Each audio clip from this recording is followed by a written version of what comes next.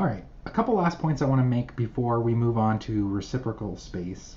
Comes back to the idea of symmetry and how that relates to planes and directions. So I've got a simple cube here. And if we are thinking about various planes on this cube, for example, if we want to look at the planes represented by the faces of this unit cell. So we're talking, this face, this face, this face, all of the faces, there's 8 of them on this, right? So if we think about a cube, the lattices, the lattice parameters and the x, y, and z direction are all the same, right? A equals B equals C.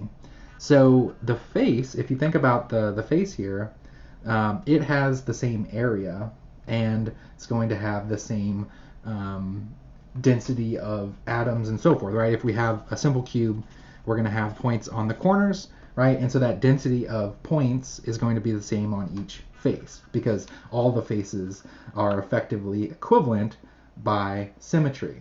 So if we look at the various faces, we can define them using our Miller indices as 1, 0, 0, 0, 1, 0, and then we can also bar 1, 0, 0, 0 bar 1, 0, 0, 0, 1, and 0, 0 bar 1, right? And so again, if these don't seem familiar, go back and see if you can determine those Miller indices for various faces on this cube.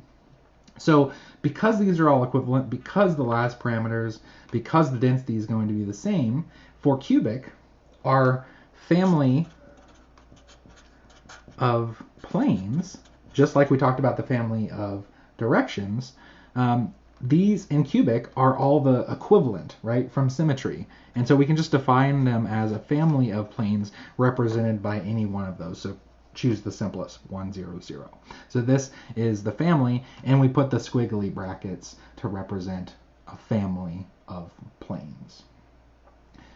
And so I bring this up because we're talking about symmetry and how these are all connected. And so all of these act the same. When we get into diffraction, it doesn't really matter whether we're talking about a 1, 0, 0 or a 0, 1, 0, right? It's all in how you choose the origin and your definition of x, y, and z. So these are equivalent, and so there's no distinction made when we get to diffraction. So that's just another thing I wanted to bring up here when we're talking about this. The other part that will come in to diffraction is the idea of an interplanar spacing.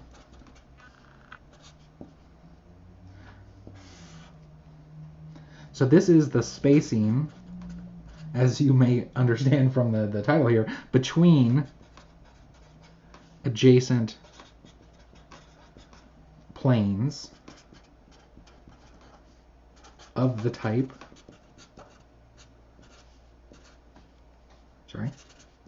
HKL.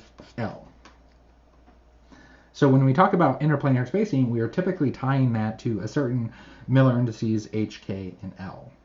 So for cubic, for any of the cubic system, or for the cubic system, any of the structures in that, we can come up with a relationship between the interplanar spacing and the HKL values. And this is going to be very important when we get to diffraction. So we can come up with that. So interplanar spacing we call D for an HK, for the sub HKL, so this is the interplanar spacing D for the type HKL. So we can define that as DHKL is the lattice parameter A, right, because A, B, and C are all the same, divided by h squared plus k squared plus L squared. That's what we can get the spacing. So if we think about A as the lattice parameter, so basically the side length of the cube, we can come up with the spacing between equivalent planes by knowing the lattice parameter and the values of HKL. So if I want to know this distance, right? So I have a 0, 0, 1 plane here, and then another type down here. So this is D001, right? So if I want to know that distance, I can get it from knowing the lattice parameter and the values of h, k, and l, which are 0, 0, and 1. Sorry if you can't read that. But that's how we can get this. And we could do this for any given plane as long as we know the lattice parameter. So this is very important, and we'll talk about this when we get to diffraction. So this is for cubic. You can have other similar expressions, equations, relating the interplanar spacing to the values of h, k, and l for other systems. So if you want to look at hexagonal or tetragonal or any of those others, there's similar expressions, but they're obviously going to be slightly different because of the different symmetry that we have with cubic compared to hexagonal and so forth. So those expressions will look a little different, but we can still come up with those. And so those will be given to you, for example, in your textbook or some of the resources that I have in Canvas.